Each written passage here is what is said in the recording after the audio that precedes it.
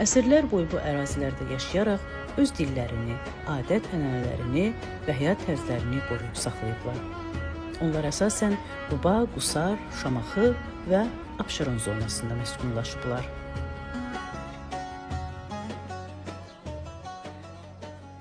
Mən Kərimov Gülbaba Qəribova oğlu 1940-cı ildə Şudub kəndində anadan olmuşam. Biz satlar çox qədim zamanda burada yaşamışıq.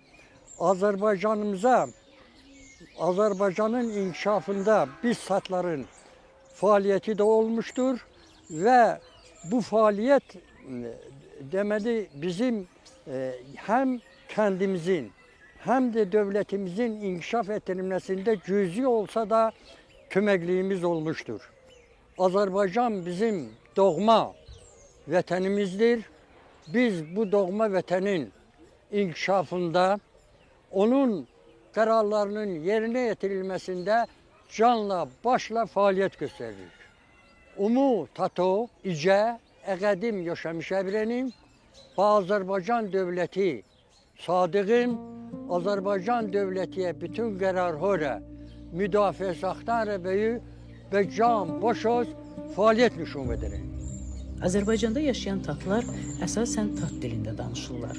Onlar yaşadıkları yerlərdən asılı olaraq Azərbaycan dilini də ana dili bilir və istifadə edirlər. Ləhcə müxtəlifliyi olsa da tatların ümumi bir şifahi ədəbiyyatı, məxsusi nəğmələri, nağılları, atalar sözləri və deyimləri mövcuddur. Mən bu kənddə anadan olmuşam, az sayılı xalqın nümayəndəsi tatam.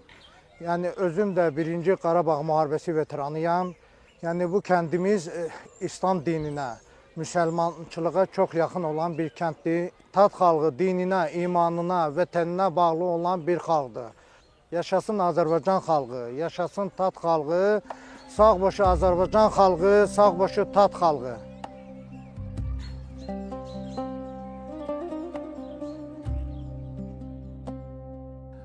Bu kənd, Şudub kəndi çox qədimi kənddir, tarixi bilinməyən bir kənddir.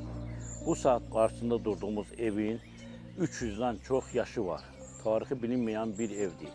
Biz bu kənddə yaşayırıq və bu saatda əhalinin az olmasına baxmayaraq yenə kəndiyə yaşayışı qoruyuruq, saxlayırıq və indi də bizim Qarabağ döyüşlərində iştirak edən vətəndaşlarımızla bu saatda xidmətdə olanlar var, qazilər var, 2 dənə şəhidimiz var. Mənim oğlum özü də hələ bu müharibədə, bu saatda hərbidə xidmət edir, qazidir. Biz həqiqətən də az sayılı xalq olsaq da Azərbaycanın içərisində və ya burada yaşayanda da heç bir ayrı-seçkilik görməmişik və eşitməmişik.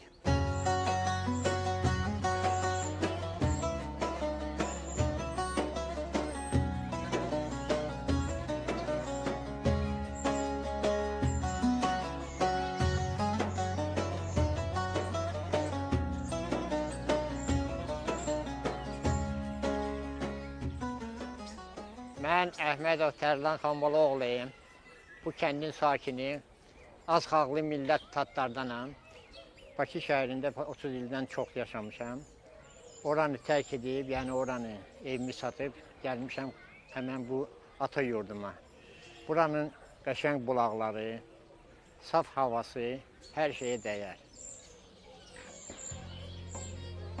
Tatların Azərbaycanda yaşayan digər xalqlarla ünsiyyəti, əsrlərlə davam edən qarşılıqlı əlaqəsi vahid elm, mədəniyyət və incəsənətin yaranmasına da vəsilə olub. Yanaşı inkişaf edib.